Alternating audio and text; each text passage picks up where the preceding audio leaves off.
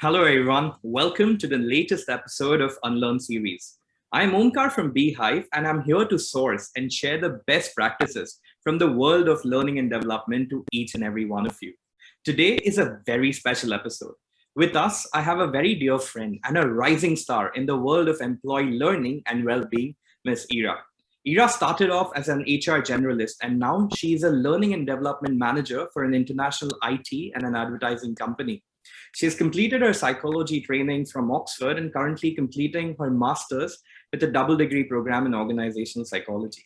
She has previously worked in learning and development roles at Cibur and Orange. And one of the points and one of the domains what she's very specifically interested in and an evolving subject matter expert in is that how flexible learning or how is hybrid work environment affecting the learning attitude of employees.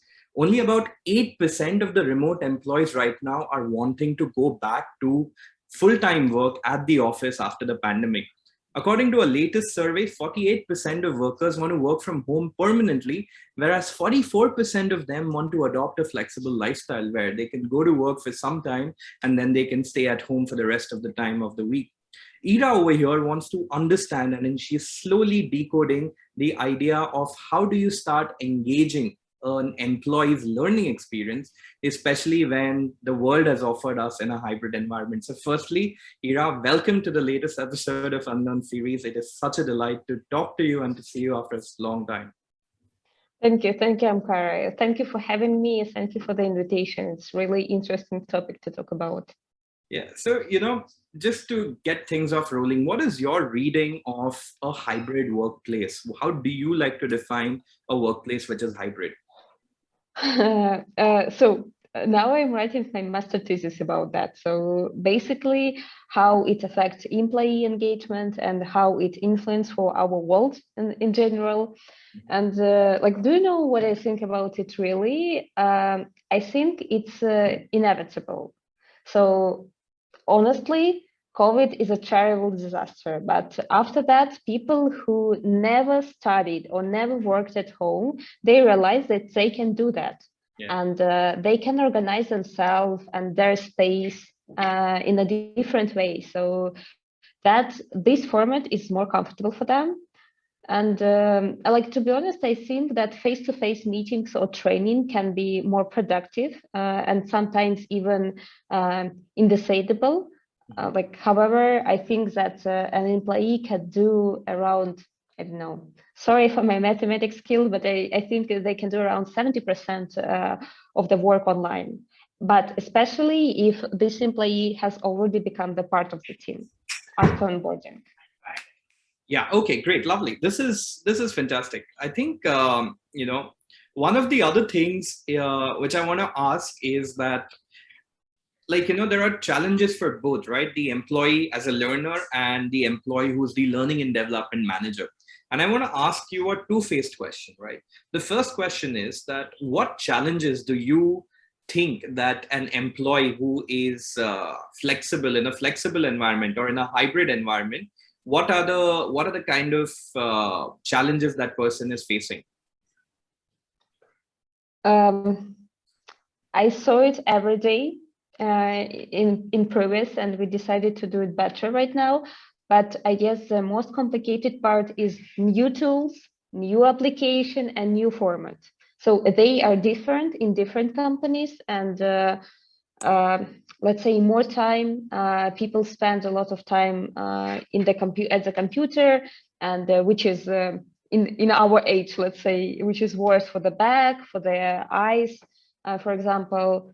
But while in long term is online, it's harder for learners to feel like there's a part of the team. I think it's the main point. And learning and development manager and or the team lead always need to check the situation about their feelings and let's say keep fingers on the pulse. Mm-hmm. Now, from the other side of the perspective, right? Let's say I'm an employee and you are my learning and development manager. I'm very happy about that. Now, there are two types, right? Or there are three types of learners. Number one is that enthusiastic person who wants to keep learning.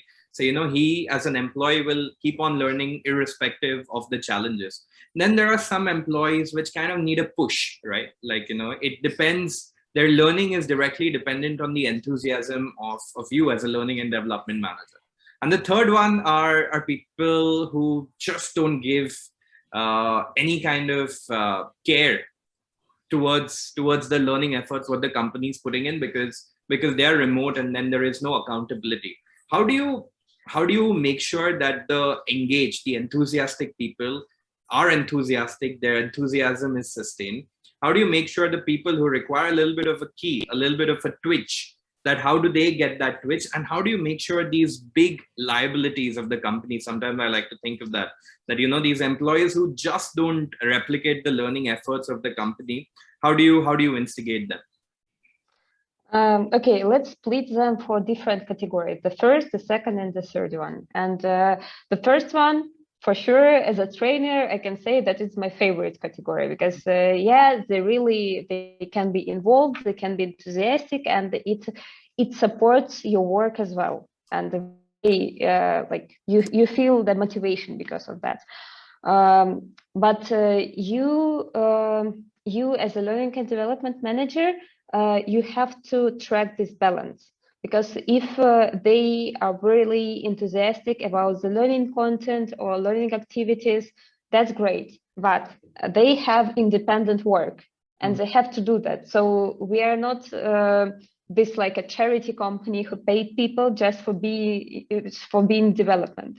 So so it should be limited amount of the learning activities, and I guess this balance could be the best approach for the first category with the most enthusiastic people, like to involve them, to send them, or probably from time to time these kind of people, they prefer to be a trainer as well, so you can develop and it can help them to upgrade their career skills, like facilitation skills, presentation skills, but especially they will be focused on their own area.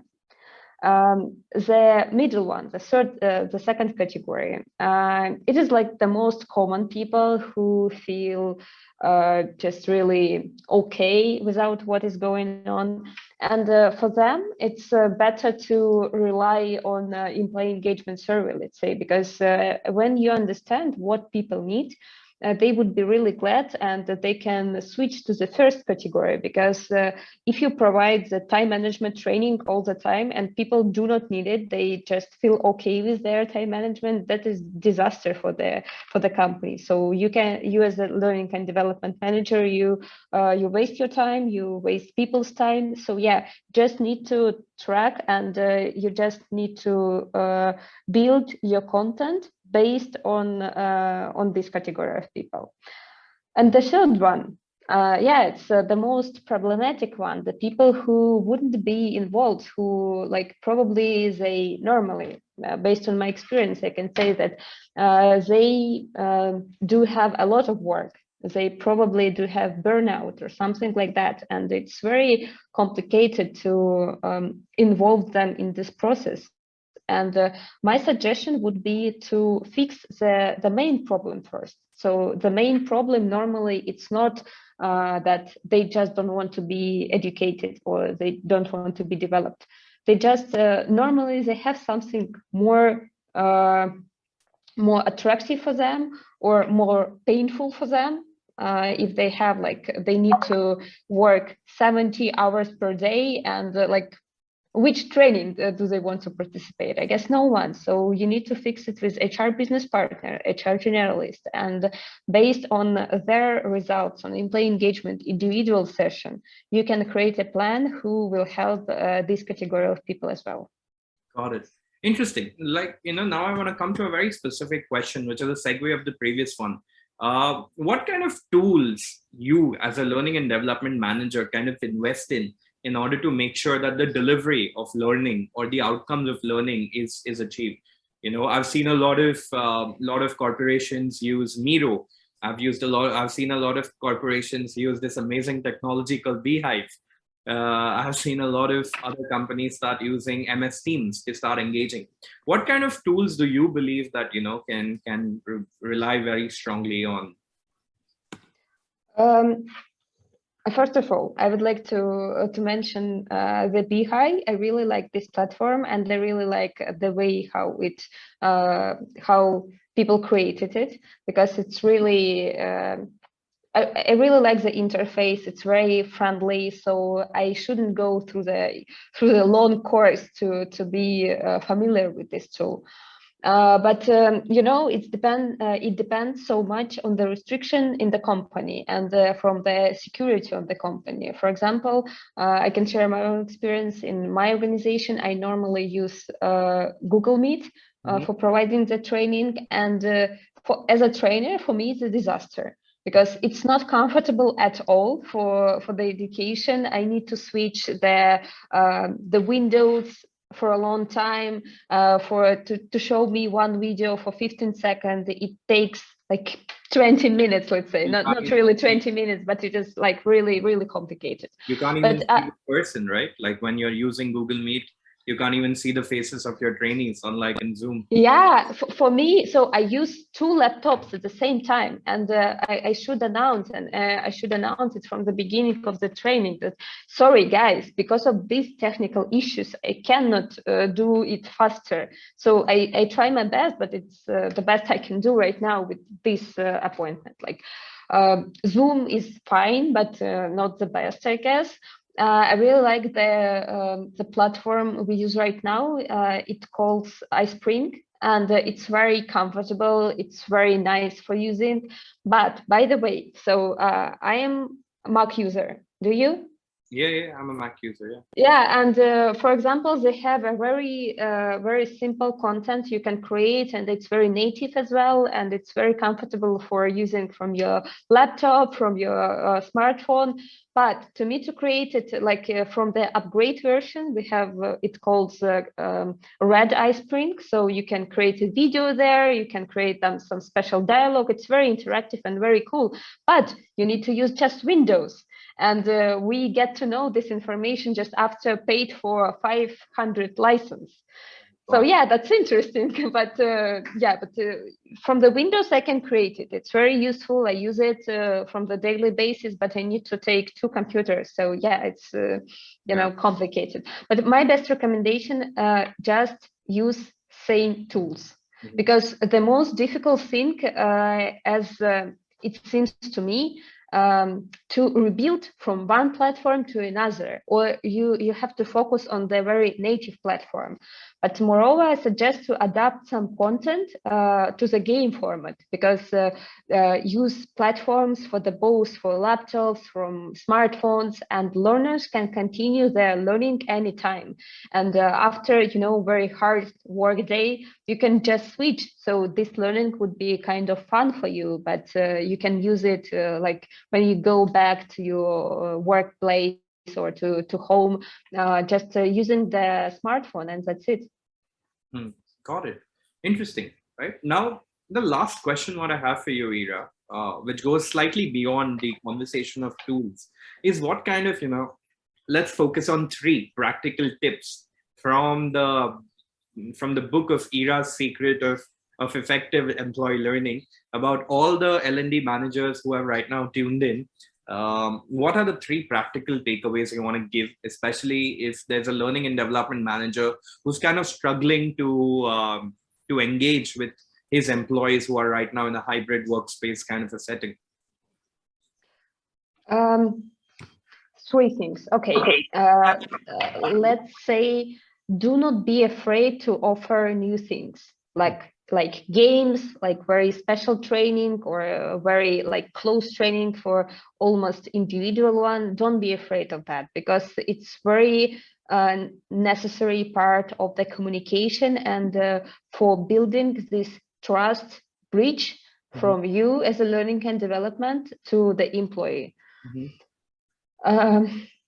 Do not be afraid to seem incompetent.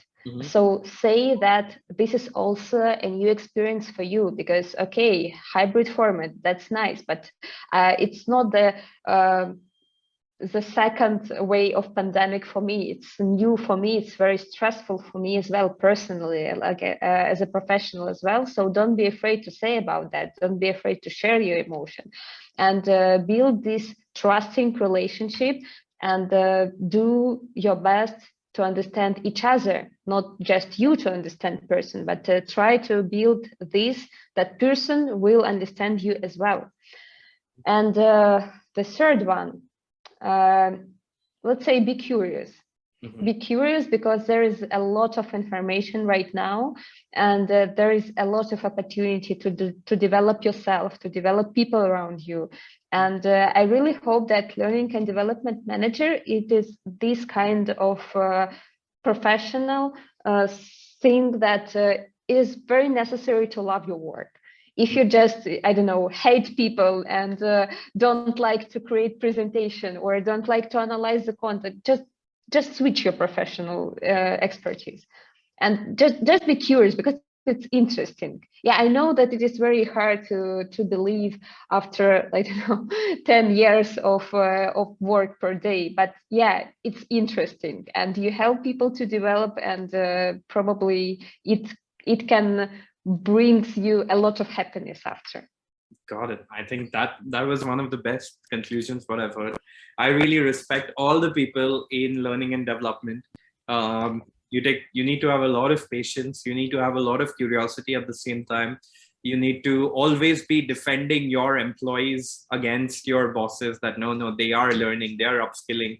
You have to face a lot of heat from the employees saying that, hey, we don't really like this training, or we really love this training. So, kudos to you. Kudos to all the L&D managers. This just makes me more empathetic. And thank you so much for joining in and sharing all your knowledge, all your wisdom to all the learning and development managers across the world. Thank you for having me. It was really nice to reflect right now. Great, lovely.